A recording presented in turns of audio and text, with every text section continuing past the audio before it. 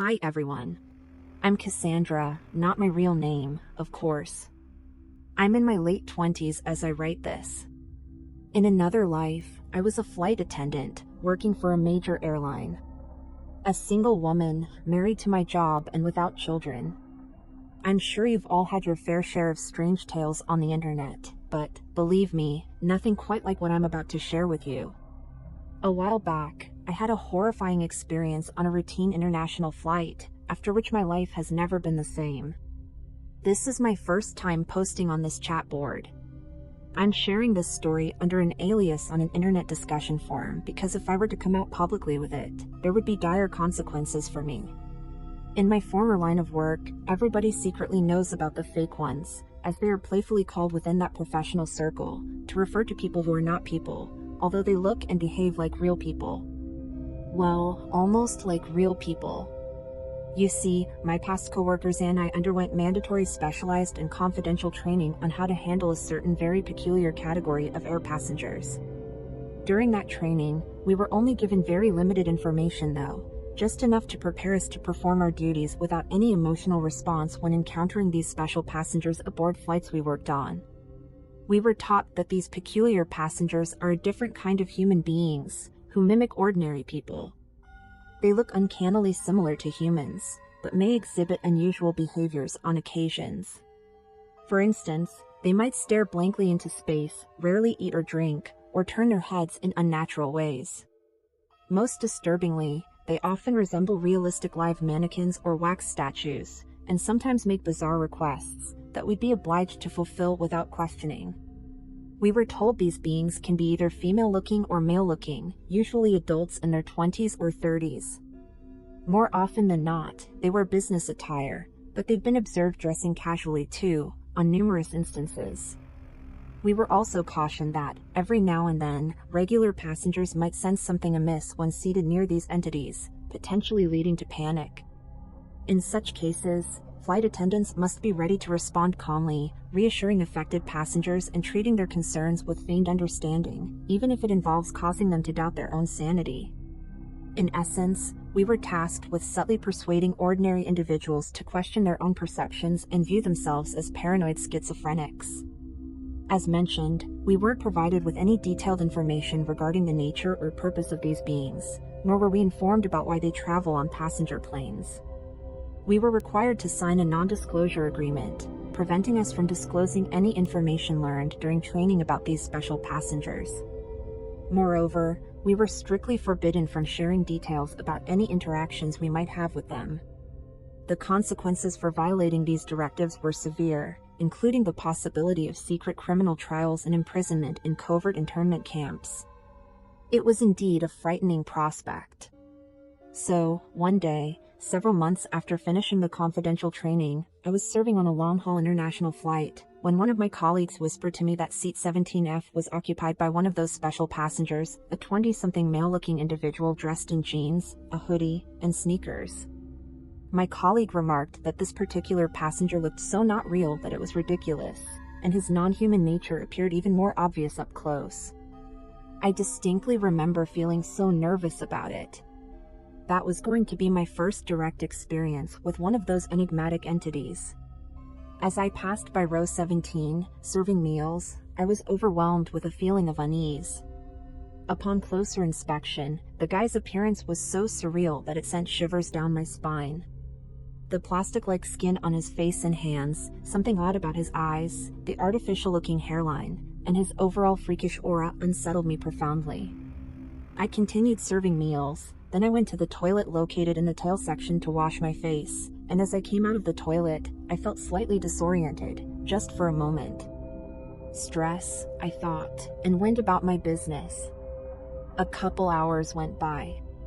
We were mid-flight already. I was now in the galley, making coffee. Suddenly, there was a loud scream in the back of the plane.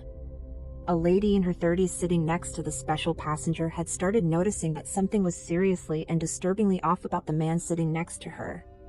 She'd gotten agitated, and soon her agitation had turned into sheer panic and fear.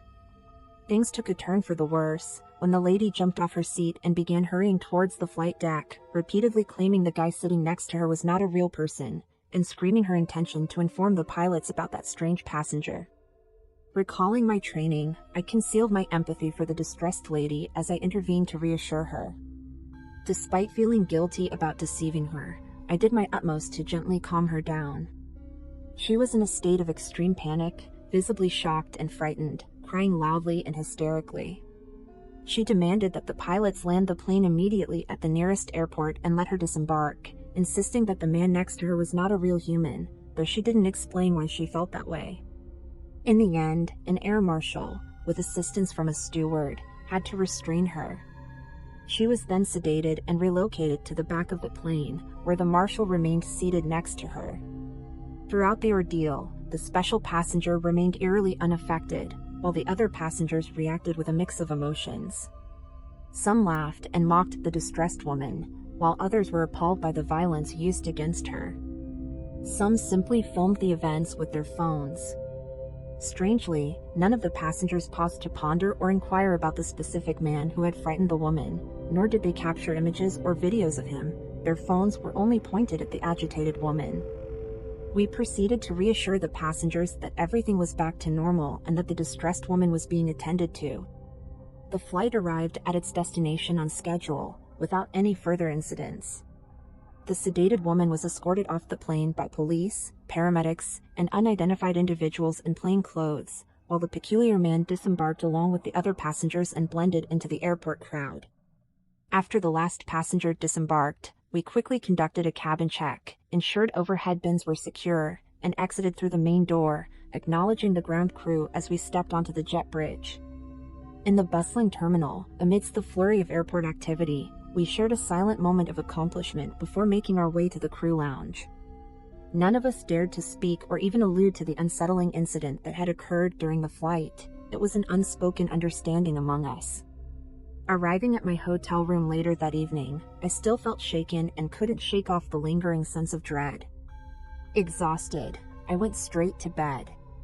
I woke up abruptly in the middle of the night, drenched in sweat and trembling with panic, breathing very quickly, my heart pounding like a hammer in my chest. It felt as if I'd just had a terrible nightmare which I couldn't recollect. I sat up in bed, trying to catch my breath and rationalize what was happening to me.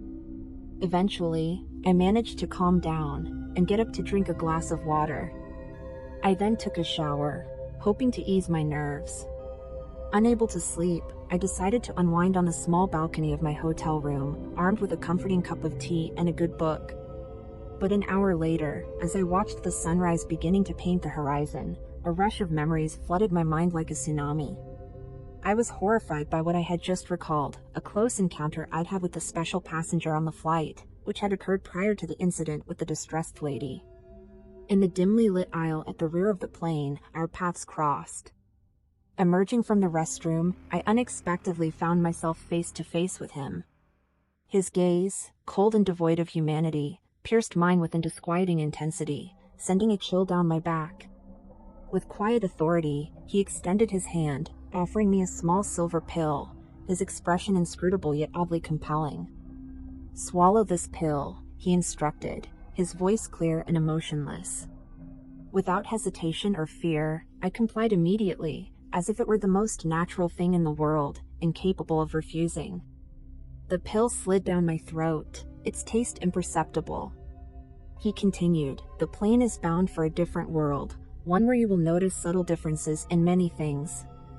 But do not be afraid. You have been chosen." He also informed me that I would not be able to recall this personal interaction with him until the time was right. He didn't offer any further explanation and returned to his seat, while I resumed my duties as if nothing out of the ordinary had occurred. That face-to-face encounter remained temporarily buried deep inside my mind. Now, on the balcony, with the first rays of sun shining into my eyes, I felt a mix of confusion and despair, my mind inundated with countless thoughts, struggling to make sense of it all. I was like, am I losing my mind? What's going on? One thing was certain, my life was no longer going to be the same. I quit my job and ended my career as a flight assistant shortly after, and moved back to my small native town in Europe. It's been several months now since that incident.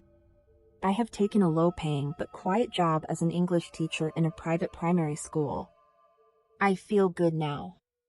But it's taken quite a while for me to get attuned to my new life. And that's not so much because the name of my town has always been one that I don't recognize, or because people I'd known since childhood have never existed, including some of my close family members. No, those sorts of oddities are of secondary concern to me. What has truly and completely turned my life around is a little girl who had never existed, but is now present in my life. Here, this child has been around for the last 8 years and a half. My young daughter, Ellie. I'm in a new world now, one that feels more like home than the world I came from. In this reality, there is Ellie. And being a mother, her mother, is the very best thing that could have ever happened to me. I don't know why I was brought to this new world, or what's going on with those human lookalikes traveling on passenger airliners. I'm still in touch with my former colleagues who were aboard that fateful flight and arrived in this world with me. I've never told any of them about my reality shift experience. But I've learned that none of them has ever found anything changed or different in this plane of existence. So, I guess all of them have always belonged here in this reality. And I'm almost sure the same goes for all the other people on that flight. Except me. For some reason, that flight's only purpose was to bring me to this alternate world.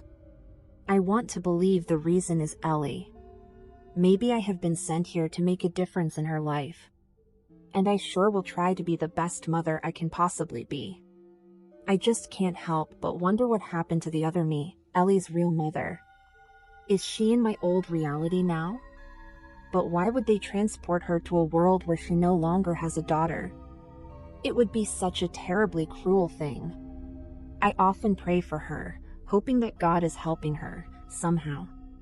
Ellie hasn't noticed any differences in me, even though from time to time she brings up past events of which I have no memories, of course. She doesn't know I'm not her real mother. I'm not sure I'll ever muster the courage to tell her the truth. We're so incredibly happy together. I love her so much. Maybe some occurrences in life are not meant for us to understand or question, but just accept. At least, that's what I like to think. So, that's the whole story, more or less. You may believe it or not, or make of it what you will. I just needed to share it, get it out there, for posterity. I don't care if you think I'm crazy. Who knows, maybe I do have a few screws loose after all. But I still keep an eye out for people who are not people.